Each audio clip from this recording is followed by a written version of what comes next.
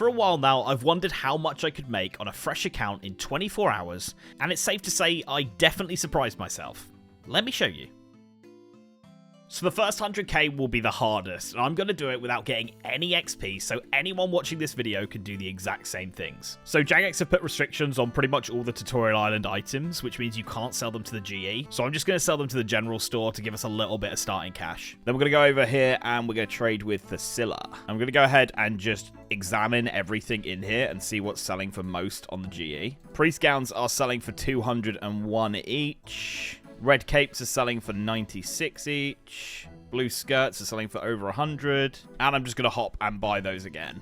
Let's go ahead and sell all of this off and see how much money we've got. All right, 2 things sold. The other 2 haven't, but we're up to 1k already. Nice. We're going to grab ourselves a pestle and mortar. And then we're going to buy unicorn horns. We've got 3 to start off with. And we're just going to grind them up and then sell them back off to the GE. They've now sold, so if we have a look at the history, we bought 3 for 1020 GP and sold 3 for 1212. As our money ramps up, we'll be able to buy more at a time, and this method will get a lot better. While those are buying and selling, I'm just going to go get myself some more priest gowns because they sold really well. We're going to be just over 100k when all of these sell. As you can see, we bought and sold loads of unicorn horns and turned them into more and more profit by just making them into dust. It's been taking about 30 seconds to a minute to sell when I'm selling them for the 415 price. I could sell them slightly cheaper and get the money straight away, but we are going to move on to our next method. And time is money, so we will try and sell them for, let's go, 413. There we go, beautiful. 106k on the account. We are going to get ourselves 27 mahogany logs here. It's going to cost 6k, just under, a little bit more money back. Beautiful. Welcome to why I'm not using Auburn yet. Auburn is the closest sawmill to a bank in the game, but because we don't have any teleports, the time it would take for me to walk from the GE to Auburn would hurt our profits massively. So until we have a large cash stack and can buy loads of logs, Varrock will have to do. Thanks for watching why I'm not using Auburn yet. So now you know why I'm here, let's start the moneymaker. We want to trade with the sawmill operator, and he's going to charge 1.5k per log to turn them into planks. So that is why we needed a decent amount of money to start this. But the logs just went from worth 200 coins up to 2,100 each. We've got enough to do 2 inventories now, so I'll start using this bank and we'll go in between the 2 and then really start racking up this money. I'm also going to get Children of the Sun completed while I'm doing these runs because a lot of it takes place in between the runs I'm doing anyway. This will give us access to Varlamore where we'll be able to use the better sawmill. And that is Children of the Sun completed, so we now have access to Varlamore. I'm going to go ahead and sell off these mahogany planks, and then we're going to start using the Auburn sawmill. Okay, so we got access to Varlamore now. I can't really complete Twilight's Promise because we're not really high enough combat level, so we can't use the Quetzal, unfortunately, to get here. But we can use the mountain guide here over in the Quetzal Gorge, and he will take us over to Auburn Boom. And here we have a bank right here and the sawmill here. It is like so close. It's lovely. It's going to speed up production massively. I just need to get to the point where we can have way more mahogany logs every time we come here. Okay, we are coming up to 3 hours done, and we are about to sell these mahogany logs for over 1 million GP. So we are going to make our first million GP. There we go. Beautiful. I'll just show you the history here of us. I bought a few energy pots and then just have been doing back and forth trips until we went from, like, literally, I think it was like, what, 100 and something K to 1 mil. I've been playing this game recently and I didn't expect it to go this hard. Like, I logged in thinking I'd play for a few minutes and suddenly there's a ton of stuff going on that I want to get myself into. And I'm going to show you how to get some crazy free rewards if you want to try it out. It's Raid Shadow Legends and they're celebrating their 7th anniversary. I still play pretty casually, mostly just building up champions and trying different team combos, and that's probably my favourite part about Raid. Every challenge requires some sort of different combination of your team or loadout, and I'll find myself thinking about strategies when I'm not even playing the game. If you're new, this is honestly the best time to start. Use my link in the description or scan the QR code and you'll get a free legendary champion and an epic, plus a starter pack worth $200. You can also use promo code RAID7 to unlock Pelops the Victor. And if he doesn't float your boat, you can choose from these 5 different legendary champions using their codes. Just make sure you use the link or the QR code as it's the only way to get these bonuses. And for all players, there's the 7-day gift chain, which is new rewards every day, and the Titan event, where you can earn a 7th anniversary avatar frame. Right now, there is so much happening in Raid with anniversary events, daily rewards, and special events. You'll be kicking yourself if you don't jump into the action right now. We could have made our first mill a little bit quicker, but I really wanted to do a method where we had to get no XP whatsoever. So literally anyone watching this video is able to do this. With this million GP, we are going to go ahead and buy ourselves the Ring of the Elements. All right, we are going to have to up the offer, so I'm going to go to 976k, and we do get it. Nice. And I've just gone ahead and charged the ring with 100 teleports. We're going to now take advantage of being able to use the Ring of the Elements to get right to a sawmill now. And then we can buy the planks, do what we were doing for the last couple of hours, hit that, and then tele to Castle Wars. And boom, we have a bank right there. We are going to speed up our production of making these mahogany logs into planks tenfold now. So it took me about 3 hours to make our first mill. We've pretty much made another mill here in 1 hour, and I'd say half an hour of that time was spent just doing short trips, because obviously we didn't have enough funds to actually buy enough mahogany logs. The second half hour is probably where I made like 600, 700k. So this is our current net worth, 962k. We got 970k, maybe more like a mil because of all the runes as well, held up in the ring as well. So just under 2 mil is what we're on right now. I'm going to spend this next hour, and we'll see how much we can make from this method. All right, a little before the hour, but I've run out of planks, so let's just see what we're up to now. Sell off these 200. Boom, 2 million GP. As you can see, this is all of the back and forths we did. As the trips just get longer and longer, the last few I did. So net worth is now about 3 million. So we made just over a mil in about 55, 56 minutes, something like that. That is absolutely crazy for a level 3. It's a good start, but we can do better than that. Before we do move on, this is interesting. A bond right now is 13.5 mil. So a bond gives you 14 days of membership. So if you did 50 minutes of that a day, you'd be able to maintain your membership for free, never having to spend any real money, which is quite cool, especially as we have no skills whatsoever. Okay, we're going to do some skilling next up, but I want to make my money work for me while I'm doing the skilling. So what I'm testing here is whether or not crystal keys are going to be something that we can make some decent money off. This is supposedly 2 mil an hour, but obviously I don't want to be sat around waiting for this sort of stuff. So I bought the 20 and 20 for 412, 413k, something like that. And we made 428-ish k. So, yeah, that's pretty good. That's pretty solid profits. You know what? While we're skilling, I'm just going to put all my money in to try and buy as many of those as possible. And then when I come back, we'll put them all together. I'm also going to uncharge this and sell it off as well, so we have a little bit more buying power. So the first part of the skilling we need to do is get 18 agility. And that is going to be the 18 agility we need. And I've also had a notification that I think that is all of the keys that I put in for offer bought. So perfect timing there. Let's go have a look. Okay, not quite all of them. We're still waiting on a few loops here, but we can start making these up and make some decent profit. That is all the ones we've bought so far put together. We are still waiting on 18 or so, but let's sell all these off. So we spent about 2.5 mil on all of that, but obviously I haven't quite bought all of these yet. And this is selling for 2.6 mil, so it's like 100k made.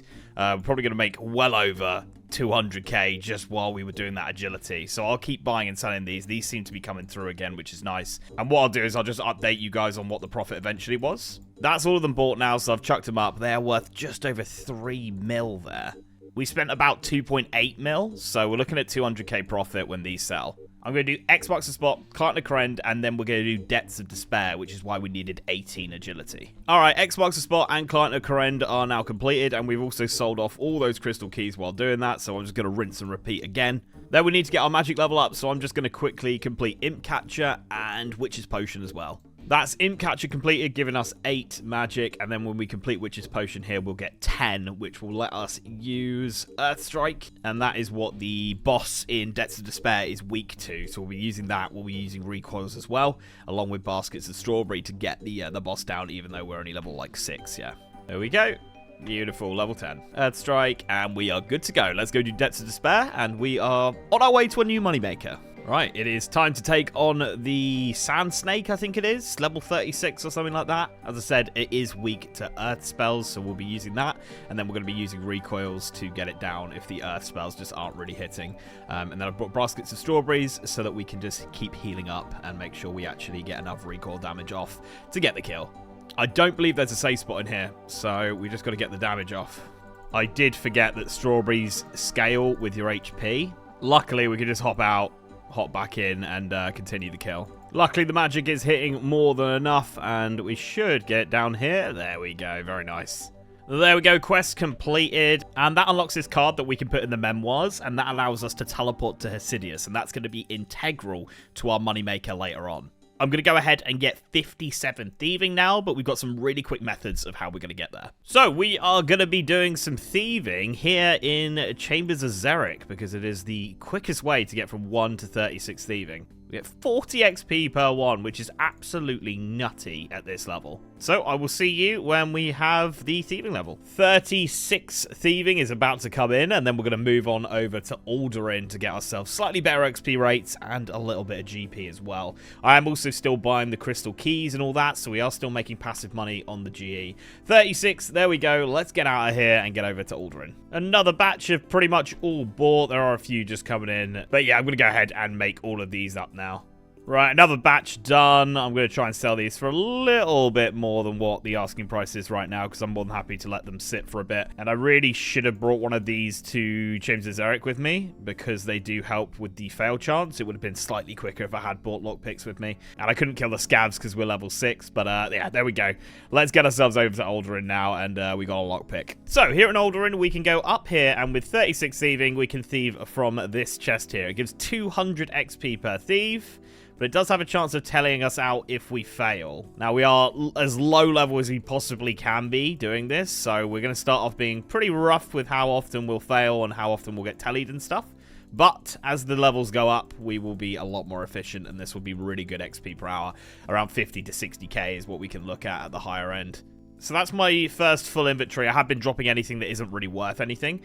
We also managed to sell all of the crystal keys. So we're going to go back to the GE. I'm going to redo all of that because it's just passive good money. It makes sense to keep doing it. And then we can go sell all this off as well. We're also up to 42 thieving. I'm getting 54k XP an hour, so a lot better than I thought it was going to be. And of course, that will only improve as we go through the levels. I'm also going to go and do Witch's House because we do need some HP levels. This is going to be quest completed, and that is 24 HP on the account now. Let's go and do the feud.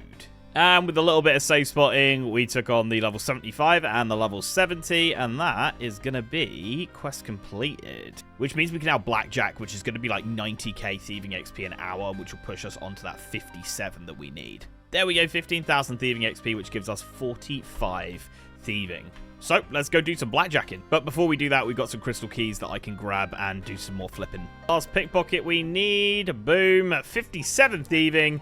We can now thieve from the Grubby chest, which is going to be our next moneymaker. Let's fire on over to the GE. We've got some flips that we need to grab as well. And yeah, let's see what the money's at. We're rocking 3 mil GP. I also tried a few flips here and there, like Dragon Bones, Magic Logs, Addy Darts, things like that.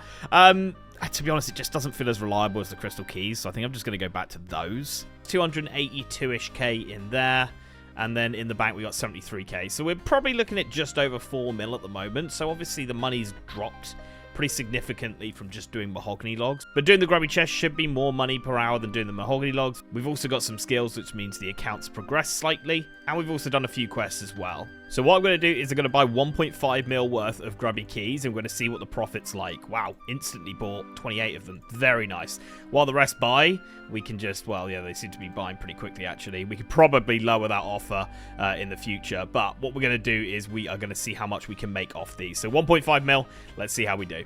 I just did a run and thought I was recording, but I wasn't, so we'll do another one on record now. So the plan is we use this to teleport over to Hesidius, and then from here we're running to the Forthos dungeon, and then we're using the Ring of Dueling to get back to Ferox to restore all our stats and bank. The only slight issue with the first run I did was these temple spiders. I really need to be careful because they could hit me pretty hard like that. Yeah, I don't know. That might be a slight issue. I'll have to sort of gauge what's going on with that. But maybe as long as I bring like maybe 3 wines every time, we should be all right. So the wiki says I should be making 20k on average per key, which would be crazy if we're making 40k in inventory. I might try and up it to 3 keys in inventory, depending on how full the inventory gets here. But yeah, if we could make 20k a key, that'd be unreal. Obviously, that depends on the RNG. If you get Sorrow Brews and Super Combats, they're obviously worth a lot more. Wow, I can also take damage on the gate. I did not know that. All right, so first one. And the second one, there's a crystal key right there. Ooh, collection log. Nice. Let's do a little price check on this. Wow. 377k right there. The Dragon Arrow tips, obviously, absolutely huge for profit there. But those 2 keys cost me, what was it, 30k each? 60k turned into 377 right there. Oh, that feels good. And then we're just going to teleport back to Ferox to, yeah, sort this out. Oh, that's such a good start. Love it. Love it. But even on the worst keys, we should profit on every single one. So it's not even like a case of some keys we're going to lose money on. This is going to be straight profit. So I think what I'm going to do, guys, is I'm going to take like 3 to 5 keys with me every trip. And we're just going to be dropping the sharks and egg potatoes. It is slightly less GP per key, but it's more GP per hour because we can get the more expensive stuff more commonly if we're doing like way more keys. So yeah, I think that's going to be the plan. Let's do one more. Come on. Dragon Arrow tip me. No, but let's have a quick look at this one. 104k there. Very, very nice. So these are the last 3 of the 50. Let me just open them up and then I will show you how we are looking. So this took about 35 minutes to do. We have made 2.81 mil. You can probably take a little bit of money away for the fact that I dropped a lot of egg potatoes. I tried to keep every shark I could. So a little bit out there, maybe like 40k less than what it actually says. So in 40 minutes, we have made 1.3 mil doing this. Let's go ahead and sell it and just absolutely make sure that that is the case and we're not getting like overly, you know, hyped by the rune light, but I think it's going to be pretty accurate here. So yeah, pretty accurate. 2.7 mil. It was just the egg potatoes really that I hadn't picked up that dropped that value. 5.2 mil we're up to now, so we can really start working with this, but we're definitely going to do at least an hour or 2 more Grubby keys. All right, I've been doing a few flips, and of course, we've been selling all the stuff we got from Grubby Keys as well, and I'm still doing the crystal keys, but the Grubby Keys are coming in a little bit slowly now, so I'm just going to take a break from that, and I think I'm going to go back to doing mahogany planks, but we are 7.8 mil all of this, and we got 1.2 mil here, so we're looking at 9 mil we've made now, which is pretty good. Like, it's really starting to ramp up now. We're getting close to that bond. So one tip I found if you're planning on doing something similar to what I'm doing here is having like 3 different things on the go. So right now we've got things flipping, we've got mahogany logs buying and planks selling, and then I'm also doing the Grubby Key stuff at the same time.